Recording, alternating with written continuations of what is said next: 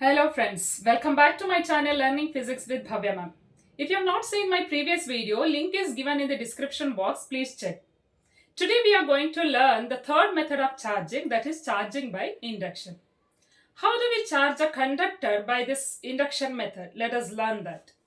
So now I'll take metal sphere A which need to be charged by induction method. As I mentioned in conduction, here also we are taking the help of charged rod. Okay, so now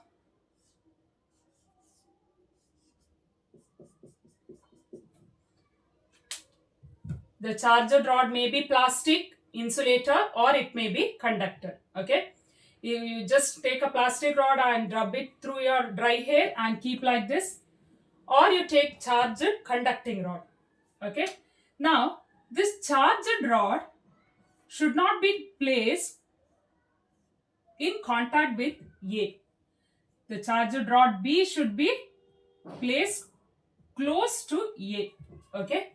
So here it is not in contact. So that is one difference. One difference we are observing here is in induction method, charges get induced on metal A where charged rod is not in contact with metal sphere A. Once if you keep this charged rod close to A, then valence electrons closer to this end are repelled by these electrons and hence the valence electron gets shifted to other end of metal sphere A. So valence electrons will move to this end. And here there is a void space which is denoted by plus. So this is called as positive charge and here there is a negative charges. So these are valence electron. Okay, this is a first step. What is the first step? You bring one charged rod, either plastic or conductor rod, place it closer to metal sphere A which has to be charged.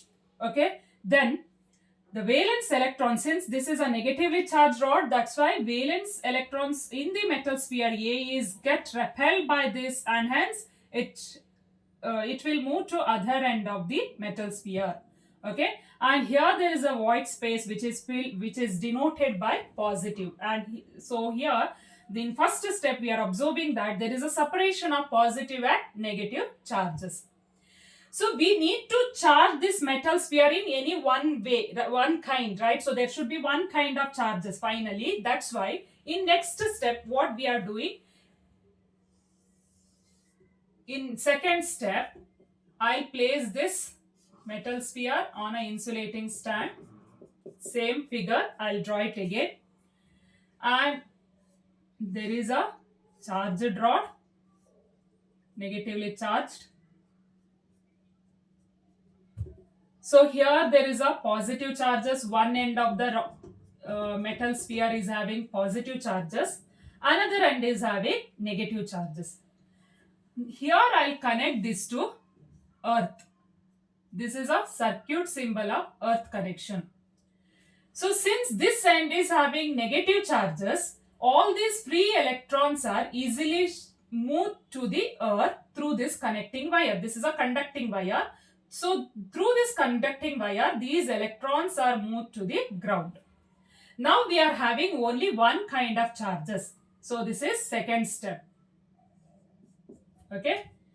So in third step, now this is a third step. What is the third step? As long as the negatively charged rod is kept in a place, then positive charges remains there itself on the metal sphere A. In fourth step, you keep this metal sphere on an insulating stand that you know already. Now, once if you remove this charged rod, okay, then all these positive charges are equally distributed among the conductor. So it is equally distributed among the conductor.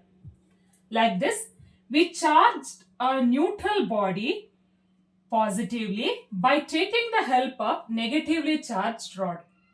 Is this clear? Like this, there are four steps. In first step, you are observing that there is a separation of charges.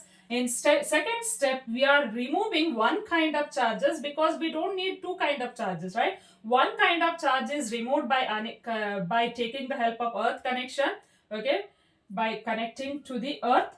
In third step, you keep this charged rod as in a same place, okay. Due to attraction, it remains there itself, right? So in fourth step, once if you remove this, then charges will be distributed equally among the conductor. Like this, you are observing that neutral body get charged.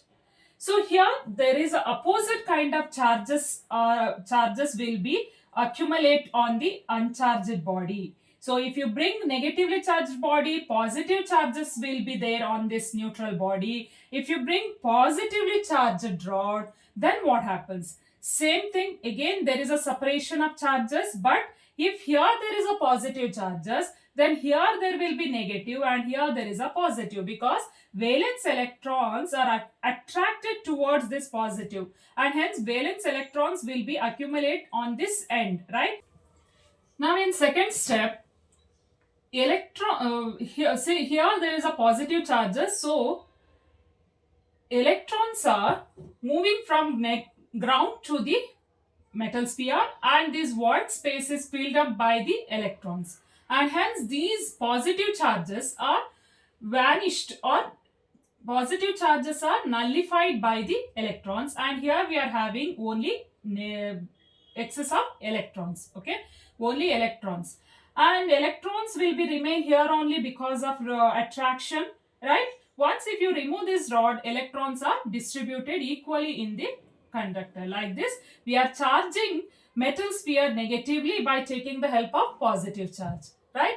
So this is one of the method. Induction is a method in which the charged rod is kept very close to the uncharged rod, uncharged body, okay. So it is not in contact, it is just kept very close to it, right? Electroscope is a device used to detect the presence of charges on a body, which takes the help of either conduction method or induction method. So using electroscope, we can detect whether there is a charges in a given body or not. Yes. If you like my videos, please share and subscribe my channel. Thanks for watching.